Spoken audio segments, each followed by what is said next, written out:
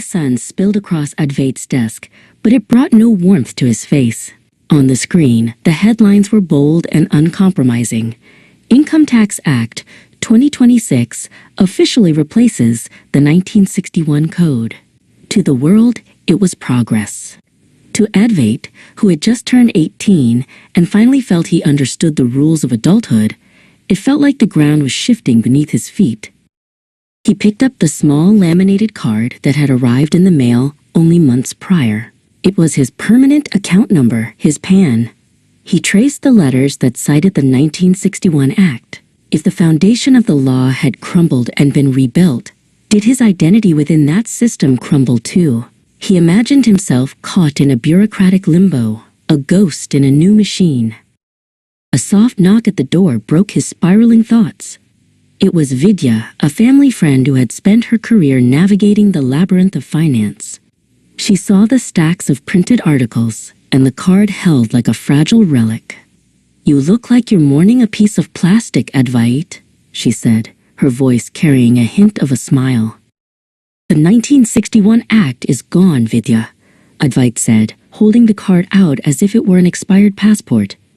"Everything I have is linked to this number. If the law that created this card no longer exists, does that mean I don't exist to the tax department anymore? Do I have to start the whole application process over for the 2026 version?" Vidya took a seat across from him, gesturing for him to relax. "Think of a library, Advait," she began. "Imagine the library decides to replace its old, dusty filing cabinets with a state-of-the-art digital catalog system. They change the way they organize the books and the way they manage the building, but do they give every member a brand new name?" Advait shook his head slowly. "No, they just update the records." Vidya nodded. "Exactly. The 2026 Act is a new house for the law, but you are still the same guest. Your PAN is exactly what the name implies, permanent. It is a bridge that spans across the 1961 Act and the 2026 Act without breaking." Advait looked down at the 10 alphanumeric characters on the card. He had memorized them like a mantra.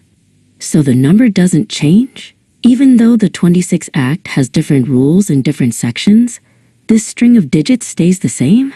He felt a small spark of relief, but the weight of the unknown still lingered. Vidya pulled a tablet from her bag and swiped to an official government circular. "Look here," she said, pointing to a highlighted clause. "The transition provisions explicitly state that all existing permanent account numbers remain valid.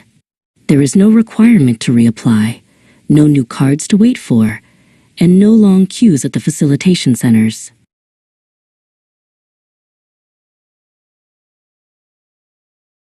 The tension that had been coiled in Advait's shoulders finally snapped. He didn't need to navigate a mountain of paperwork or worry about his financial history being erased. The world was changing, yes, but the anchor he had worked so hard to get remained firmly hooked. "I don't have to do anything?" he asked, almost unable to believe it. "Not a thing," Vidya confirmed.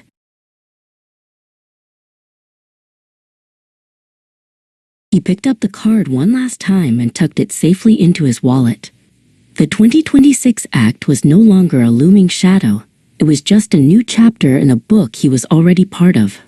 He stood up, ready to face the day, knowing that some things are built to last, regardless of the year on the calendar.